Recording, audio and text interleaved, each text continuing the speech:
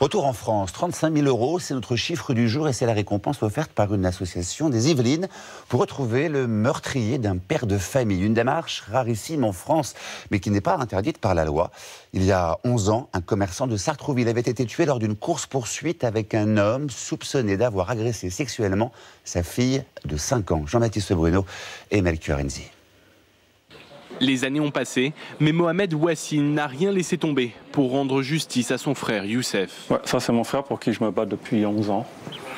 On en a besoin pour faire le deuil. Décidé à tout faire pour relancer l'enquête, il y a quelques jours, il a imprimé 7 affichettes. Le portrait robot du meurtrier présumé, produit par la police, et la promesse d'une récompense de 35 000 € pour toute information qui conduirait à son interpellation. Le visage, il est quand même valable à 60-70%. Moi, je veux toucher, je vous dis, c'est son entourage. Il y a quelqu'un forcément qui est au courant. Depuis, ce visage est affiché dans toute la ville. Le 7 juillet 2002, à moto, Youssef Ouassine prend en chasse une voiture dans cette rue. Il pense que le conducteur a enlevé et agressé sexuellement sa fille de 5 ans. Dans la poursuite, il s'accroche au véhicule avant d'être projeté contre ce poteau. Il meurt sur le coup. La voiture disparaît. Sur les lieux, cet après-midi, Mohamed collait et distribuait cet appel à témoins. Une action rare en France, d'autant que l'enquête de police est toujours en cours. Il n'y a pas d'interdiction légale de lancer finalement un appel à témoins, y compris un appel à témoins contre rémunération. Pour les policiers, ça peut amener quelquefois un élément supplémentaire. Avant de se lancer dans ce dernier combat, Mohamed Ouassine a appelé les enquêteurs pour les informer. Déterminé et lucide, il espère qu'enfin un indice permettra de retrouver ce mystérieux conducteur 11 ans après les faits. À Sartrouville, les proches de Youssef Ouassine offrent une récompense à qui livrera des informations sur son meurtrier 11 ans après les faits. Laurence Naon et Samuel Guibou ont rencontré cette famille meurtrie qui a fait de cette enquête le combat de sa vie.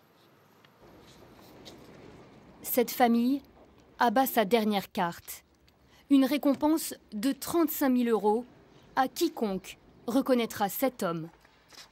Car ils en sont tous persuadés. C'est lui qui aurait tué leur frère, leur cousin, Youssef Ouassine, en juillet 2002. Vous espérez quoi de ça ? Des informations sérieuses qui mènent à l'arrestation. Mais bon, ça, on n'en est pas là parce qu'on a eu déjà des appels farfelus. Donc ça, je dis tout de suite, c'est s'abstenir. Je n'ai pas de temps à perdre avec ça.